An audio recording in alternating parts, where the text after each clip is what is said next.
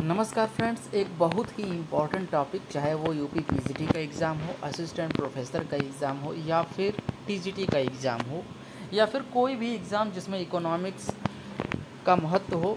ये टॉपिक बहुत ही इम्पॉर्टेंट है और अधिकतर अभ्यर्थी इसी में कंफ्यूज होते हैं। इस चीज़ को मैं बिल्कुल क्रिस्टल क्लियर करना चाहूँगा कि प्रतिस्थापन प्रभाव फ्रेंड्स हमेशा ही नेगेटिव होता है, चाहे वस्तु सामान्य हो, चाहे वस्तु निकृष्ट हो या फिर वस्तु गिवन क्वालिटी की हो।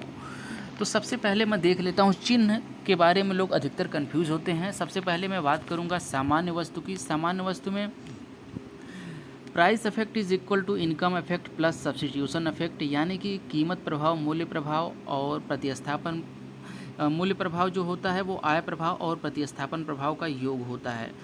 तो सामान्य वस्तु यदि है तो आय प्रभाव निगेटिव रहता है, प्रतिस्थापन प्रभाव भी निगेटिव रहता है और इस वजह से मूल्य प्रभाव निगेटिव हो जाता है। निकृष्ट कोटि की वस्तु की बात करूं तो आय प्रभाव पॉजिटिव रहता है, प्रतिस्थापन प्रभाव निगेटिव रहता है, इस वजह से मूल्य प्रभाव निगेटिव हो जाता है क्योंकि प्रतिस्थापन प्रभाव का निगेटिविटी ज़्यादा रहती है।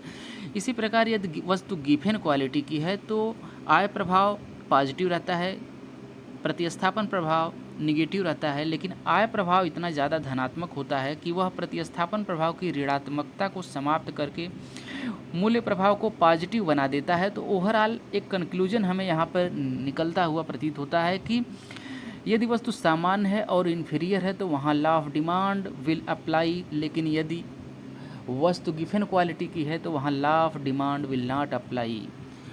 ठीक है फ्रेंड्स, मिलते हैं अगले वीडियो में। धन्यवाद।